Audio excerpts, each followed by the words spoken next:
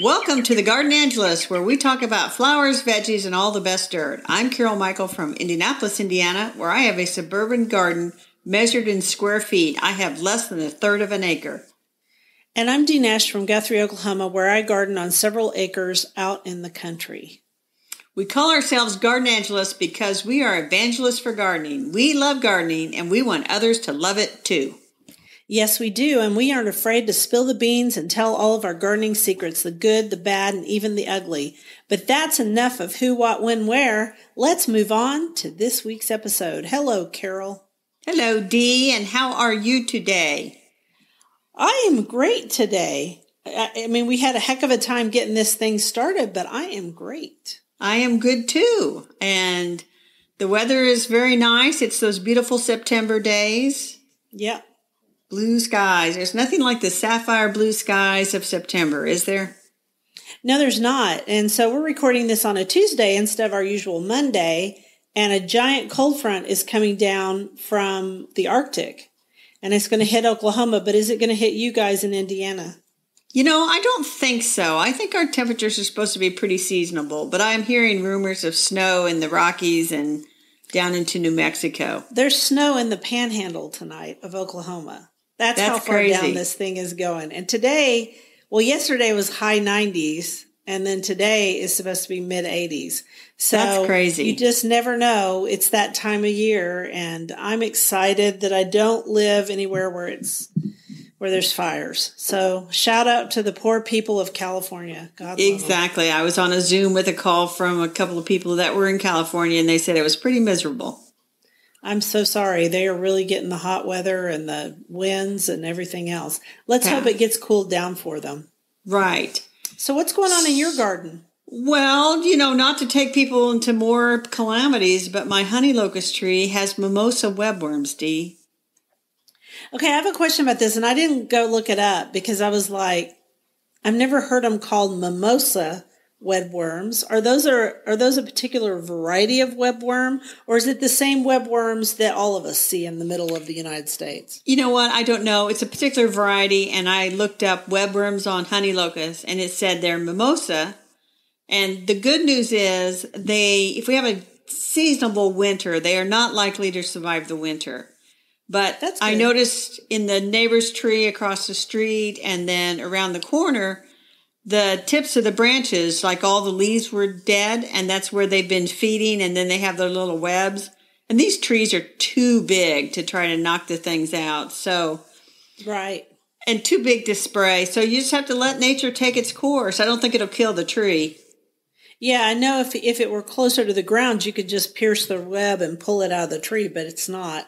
We have the same thing happen here with elm trees in some years. We don't always have it, but sometimes we do.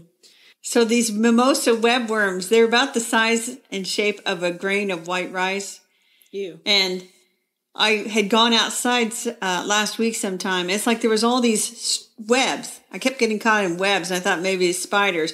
And then I came in, and there were these mimosa webworms. There were a couple of them crawling near me, and I thought that's what that was. They were hanging down. So they came in the house with me. How special for you. It is special. Other than that, things are, I will say, seasonable and on the dry side. But tell me about your garden. Things are pretty seasonable and a little bit on the dry side, but not like a normal Oklahoma late summer, early fall. Lots of monarchs. It is all the news in Oklahoma because, as you know, we're on the flight path, and we are not actually seeing the big group that comes through and goes down to Mexico yet. There was a big article in the Tulsa World, which Tulsa is about an hour and a half north and east of me, but I go there a lot. And a lot of my friends live up there that also do monarch work. And I'm just seeing tons of eggs from the ones that are already here. So I cannot express how many eggs we're seeing. And some of us are raising monarch butterflies, but if you're going to raise monarch butterflies, go on one of the monarch groups on Facebook and learn a little bit, because it's not complicated, but you're trying to keep them from getting various diseases and stuff. The other thing is, I don't know what I was going to say about that. I gave some milkweed to a lady that I know on one of the groups.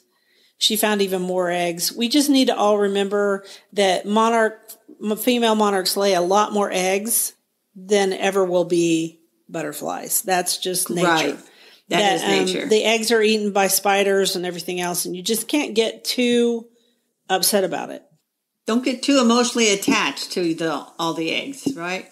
Right. Don't get that. Yeah, I don't get emotionally attached until they're in the chrysalis stage. Oh, okay. And then I try not to get too emotional about them then. No naming them. No giving them names. I never name them. No, because they're too fragile. So anyway, and also it was my birthday yesterday, and over the weekend I made gluten-free biscuits, which I rarely eat, and I ate them with my honeybee's honey, and I have the recipe, and by the time this is done, this podcast, I put the recipe on my blog, and we will have a link. All right, and I will make sure the link gets into the show notes. Thank you. So let's move on. So we commissioned ourselves via a reader last week, and it was Erica from Pennsylvania, and she wanted to know our suggestions of flowers to represent her kids who've moved away, and she wants to connect to them through flowers and maybe share them over time. Right. Hello, Erica. Thanks for the question. I like it. It was kind of a commission, wasn't it? So you came up with a huge, big list. My suggestions are a little, I'll say, tamer. But tell us what you thought of. Oh, I think you should go first. All right, I'll go first. So I'm going old school, and I'll say you can't go wrong with some of the old-fashioned perennials, like the old-fashioned hostas that bloom in August and September, and they have a beautiful scent. Right. They bloom in July here, but Pennsylvania should be similar to you. Easy to dig and divide right. and pass along. I also said peonies for the spring, also easy to dig and divide in the fall.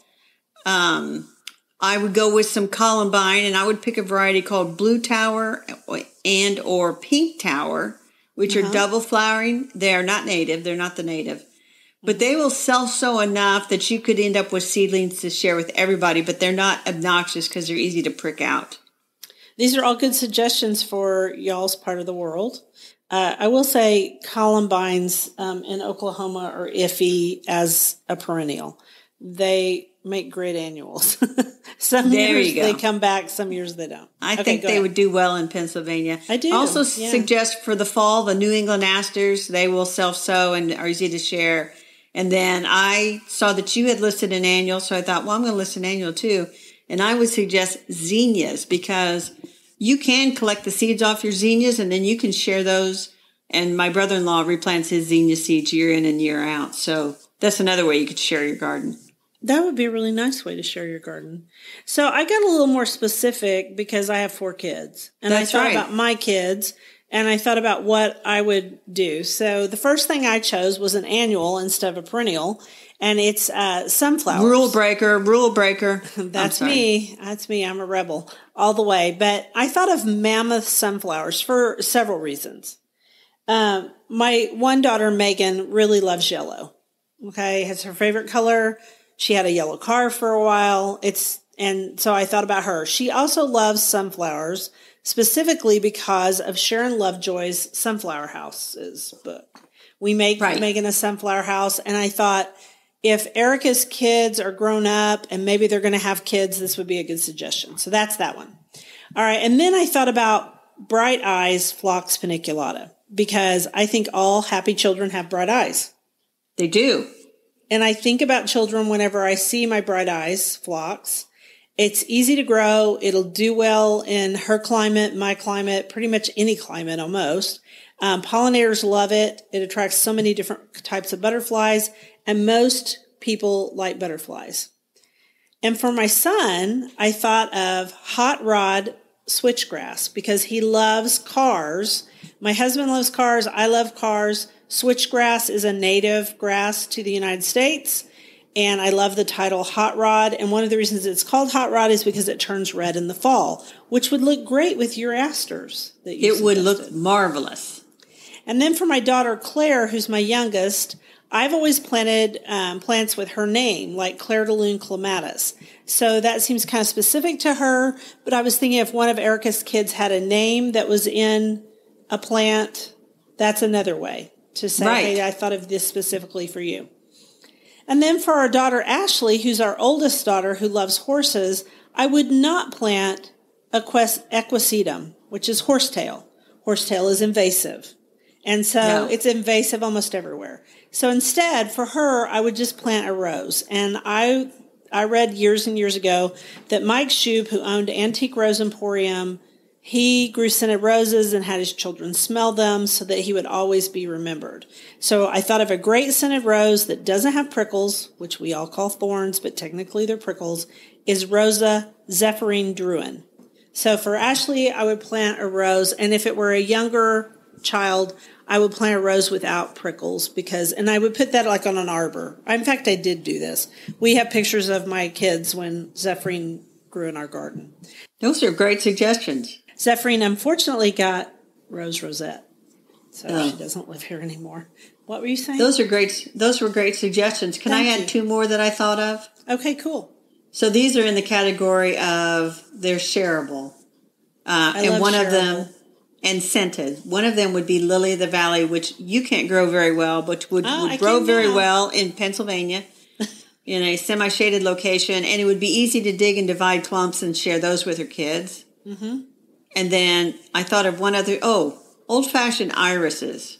Yeah. And I would say irises and daylilies. If you're going for a name and you're looking for somebody's name, if you go through those databases that they have online, you could find all kinds of irises and daylilies with various names in them, and that would spur maybe another bunch of plants you could put in the garden. Right, and Bright Eyes Phlox is also another one that is very shareable, as is the phlox that is just pinky purple.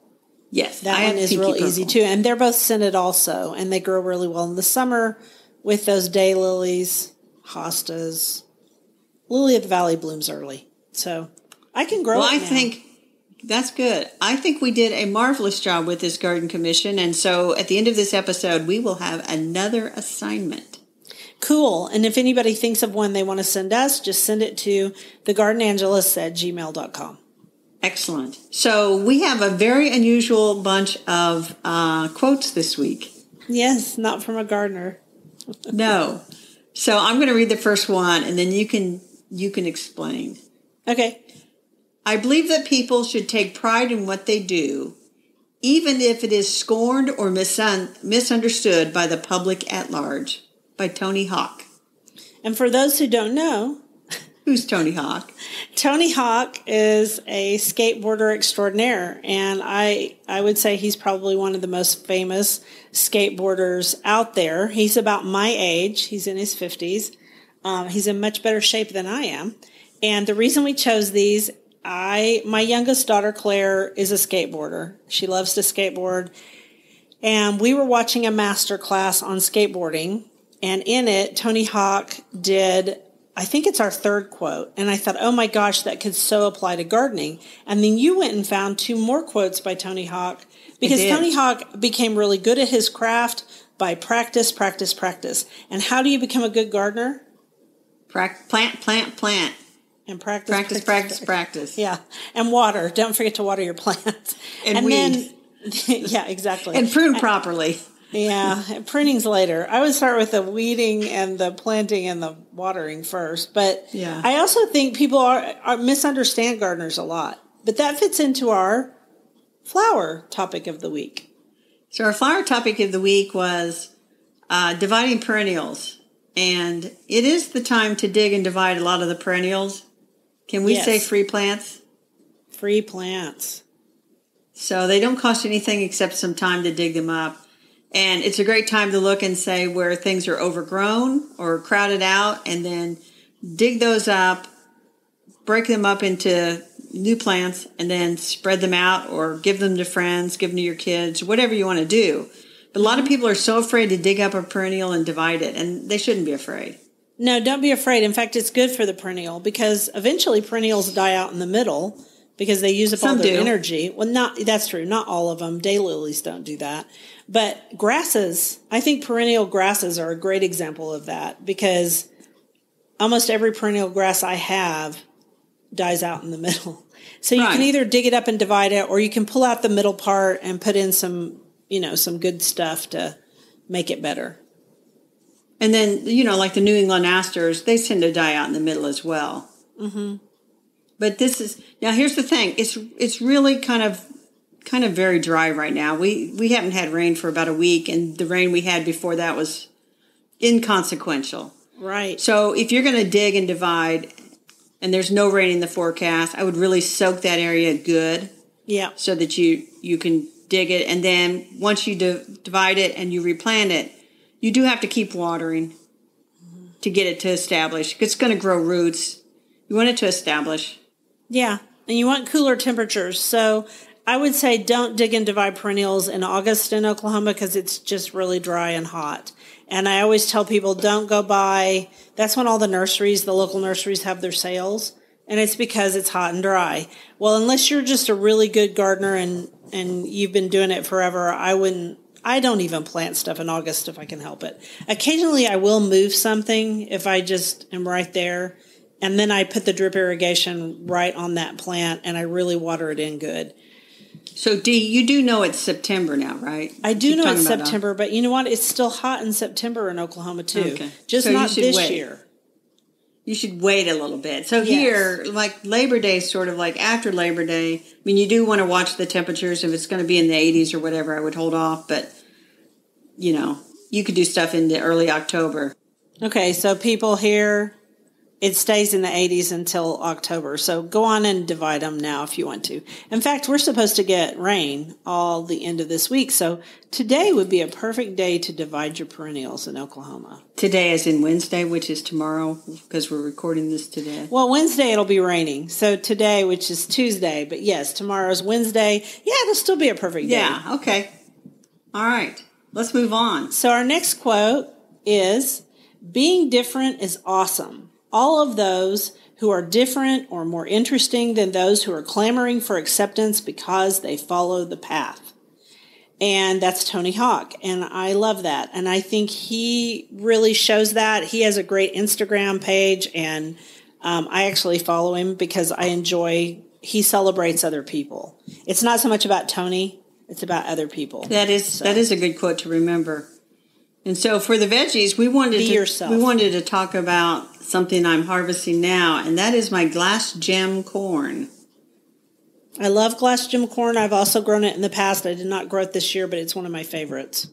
So tell what happened with your corn. Well, a few weeks ago, you remember I picked a test ear, and it was all yellow, and I was concerned that I had gotten with glass gem corn, the seed is colors.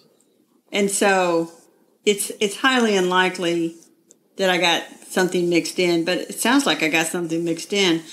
So I picked 3 more ears this weekend, and I'm pleased to report that they are beautiful colors of the rainbow. They're all colors, and they're beautiful, and I don't have to worry that all my glass gem corn is going to be yellow. Yes. And so what are you going to do with your glass gem corn? Because it's not a sweet corn. It's really a popcorn. It's a popcorn. I am going to just enjoy looking at it. It's really hard to get the right moisture content and get it to really pop well as popcorn. I don't know why that is. I agree. I might try it again. I've tried it in the past, and it's like, this ain't working. Mine didn't pop very well either, but it sure is pretty for your table. And I got nice long ears this time. Sometimes I get shorter ears. They're nice long ears. Now, you had suggested that maybe my yellow corn was sweet corn, and I've got to tell you, I figured out that it wasn't sweet corn. You know how I figured it out? And I didn't taste it. How? The raccoons didn't try to eat it. Exactly. I was going to say, glass gem was a really easy corn for me to grow because it was the one that the raccoons could care less. But I have this corn really got, it's almost 8 feet tall. And so I thought I need to cut those stalks, and I don't do a lot of fall decorations out front, but maybe I'll try to do something around the light post with those stalks because they're kind of pretty. Yeah. And they're just beautiful. People pay good money to buy corn stalks at the store. Yeah, they do. So you got to do that. I should. Stack them up by your front door. We'll see. We'll see how it goes. But anyway, that's what we got. I mean, it's an easy corn to grow, and you start picking it now. It's a fun corn to grow with kids, even if you don't end up eating it, because really every ear is a different combination of colors. It's really pretty. Yeah.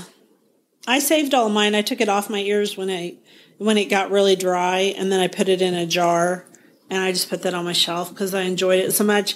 And actually, I saved more of the colors I liked the best in case I wanted to replant it. That's a good idea. Okay, so we have one more quote from Mr. Tony Hawk. You want to do it, or you want me to? I can do it. My priority was skating. I realized early on that these distractions of partying and fame are pulling you away from this activity or your skill set. I wanted to get better skating. That's what saw me through. That was the quote that Claire and I heard on the master class, and I said, oh my gosh, we are going to so use this quote because it's true. Fame and partying can take you away from many things. And skateboarding takes skating, which is skateboarding. It takes skill just like becoming a good gardener takes skill. And so what we thought of for our bookshelf was, what is pulling you away from becoming a better gardener? And we also talked about, you and I ahead of time, talked about how what inspires us now as seasoned gardeners is different from what inspired us as young gardeners. So what inspired you as a young gardener that got you started? So as a young gardener, and I've talked about this before, I checked out a book, a Rodell book called Growing Fruits and Vegetables the Organic Way. And I looked at that book for hours when I was in middle school. I was just so drawn to it. And now I couldn't really pick. I struggled picking. Now, you have a particular author that you said really inspired you. Yeah, it was the first one that ever really inspired me was Barbara Damrosch. And the book is an unusual book. It's called Themed Gardens, and we've talked about it before way back in the beginning. And I saw this when I was in college, when I was living in the dorms, and it was in this little gift shop across the street. And I bought that book even though I didn't have any money, and it was themed gardens. And I thought about how I have totally come full circle again. Because one of the themed gardens that struck me was the butterfly garden, and learning that butterflies like messy gardens because they like to protect their caterpillars and themselves. And also they're more like meadows, and that's what most butterflies are interested in, is big meadow areas, adult butterflies. So I have to say that book still makes me think, and I still have it, believe it or not. I still have themed gardens. I mean, I've had it for decades. It's a great book. I think you can only buy it used now. Probably. And I feel like if people went and looked at it, they'd be like, why this book? Because it's probably showing its age, but I sure did love it. Yeah, and I think I'm like bright, shiny objects, those gardening books. I love them all. I do too. I find something in almost every single one that I really enjoy. I find now that I'm really interested in books like Matt Mattis's vegetable book, where he's growing something different and something I've never tried. I grew onions from seed this year, and it was easy. And that was something he suggested. Yeah. Challenges you to do something different. Yep. So what's our dirt, Carol? The dirt is the Great American Lawn, and you posted a link to in a world turned upside down, maintaining a perfect lawn. And I did not have a chance to watch this video clip. So it was really interesting. So it was on CBS Sunday Morning, and the premise was it gives people a sense of self-control. And they went and interviewed people who are really obsessed with their lawns. And most of these people were guys. As you know, guys really love lawns. I'm not a guy, and I don't know why they love their lawns, but they do. And so the interesting thing about this is she interviewed a guy who had turned this into his job because he lost his job due to the coronavirus.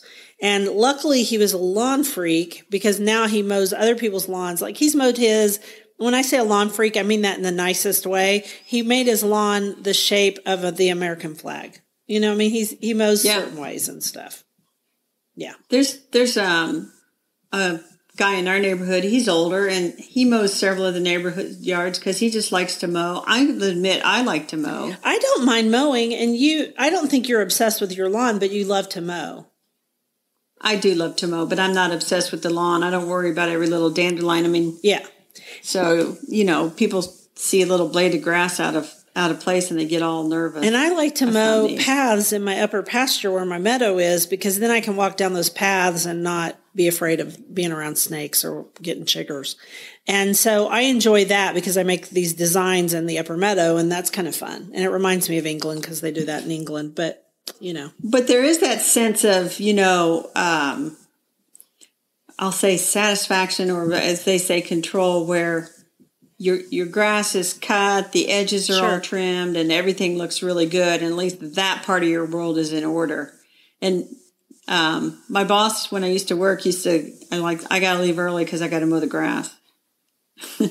And he's like, can it wait? I'm like, no, it needs to be cut. Well, in your case, it helped you with stress at work because you were in IT. It did help. It does help with stress.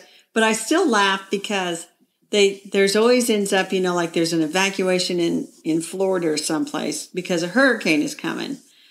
And they'll always show some picture of some guy out there mowing his grass right before he evacuates because a hurricane is about to blow his house down.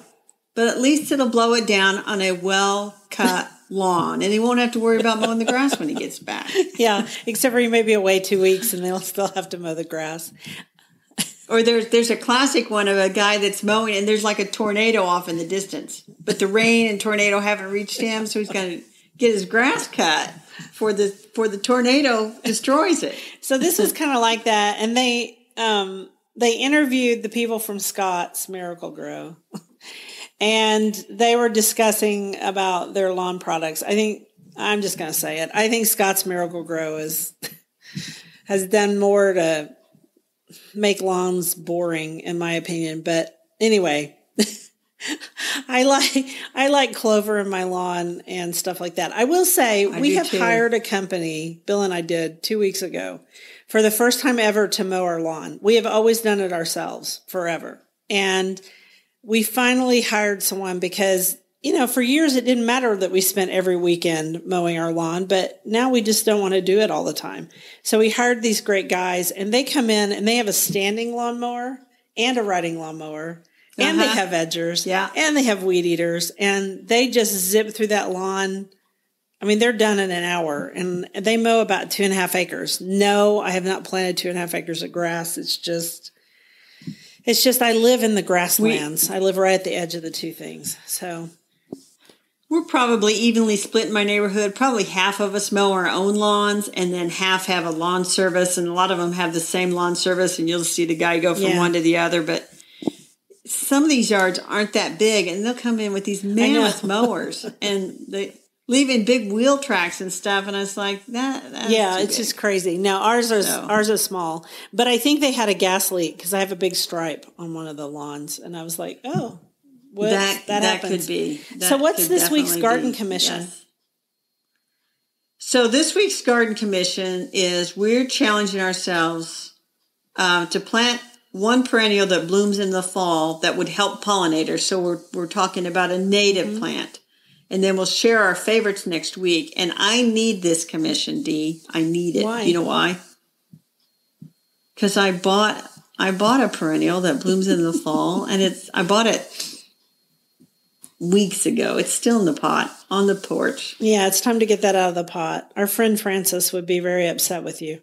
And so I thought, this is the challenge I need. I'm going to go water that area good, and then I'm going to plunk it in, and I'll tell you next week what it is. So that's everyone's garden commission. Yes. If you guys plant a perennial for fall, feel free to come back here. And also, if you live in my part of the world, you can go look at I think it's my last blog post and the one I did the week before, and it was all about what you can grow in fall. So those will give you some ideas. If you're Carol's friend,